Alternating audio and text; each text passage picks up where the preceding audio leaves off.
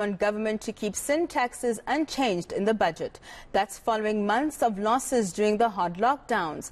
The National Liquor Traders Association says it's unfair that government wants more taxes from an industry it tried to destroy. The association represents nearly 300,000 workers. And its spokesperson, Lucky Ntimane, Ntimane joins us now from Johannesburg to speak more about this. Thank you so much for your time this evening, Mr. Ntimane. Just to give us a sense as to, let's start with the initial name, sin tax. Do you find issue with it when it comes to how this industry is viewed? Thank you so much for the opportunity. Greatly appreciated. So we, of course, find an issue with the word sin tax. And in that regard, we have returned to the President as well as the Minister of Finance to stay away from using this word because it's contrary to the Section 22 of our Constitution, which enjoins us to choose any profession of our choosing and be protected while doing so. So the word sin tax really flies against the spirit and letter of the Constitution. Now, some experts are saying, Mr. Ntimane, that we're not really going to see much of an increase rather when it comes to sin tax. But would any increase at all have any effect on the industry?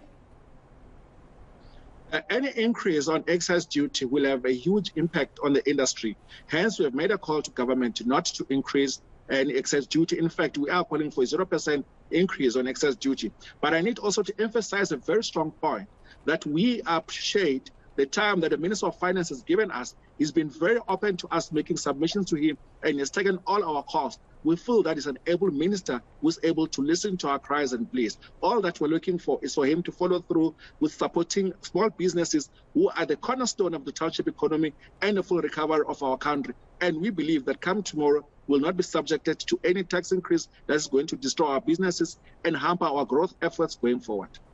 What are some of those proposals that you've put on the table? So the first proposal for us was a 0% increase on excise duty. The second one was to do away with the weighting of sin tax, as we feel that this is contrary to our Constitution. But the third one was really to say to government they need to remove the prohibitions placed on government funding agencies which prevent them from funding any liquor business whatsoever in the country. As you might not know, liquor traders, for example, cannot access any funding from any government institutions because since we are being called the sin industry, it means that we are not able to get any funding from government. And that's how it has been in the apartheid era times. And our government chose to continue with apartheid era laws in a democratic country, which prevents us from being able to grow our businesses and to succeed.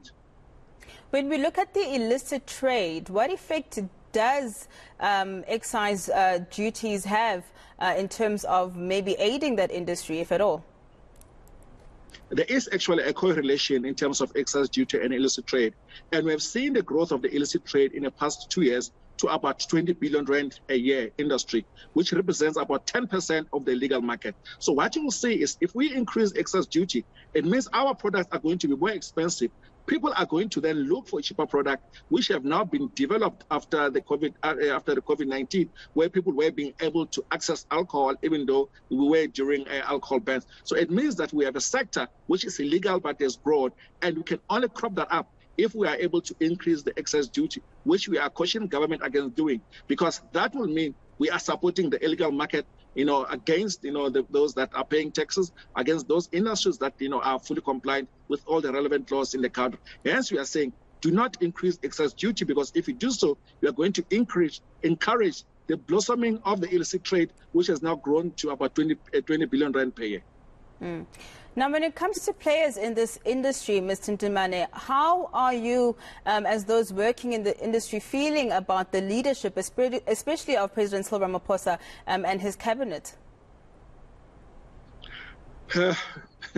We are obviously disappointed that, as a liquor industry, as a tavern sector, we haven't received a single cent from government as a measure to cushion against the blows that we had to suffer as a result of the alcohol bans. We have not been trading for over 26 weeks. That's almost half a year. And our government saw it fit not to support us. Hence, our last call, our last cry is to say, do not increase excise duty, because if we do so, it's going to erode our profitability, which means that we will not be able to support the over 300,000 jobs that are dependent on the tavern sector.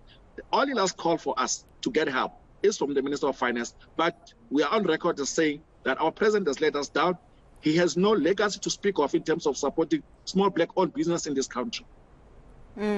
Thank you so much for your time this evening. That is Lucky Ntimane from the National Liquor Traders Association speaking on behalf of liquor traders.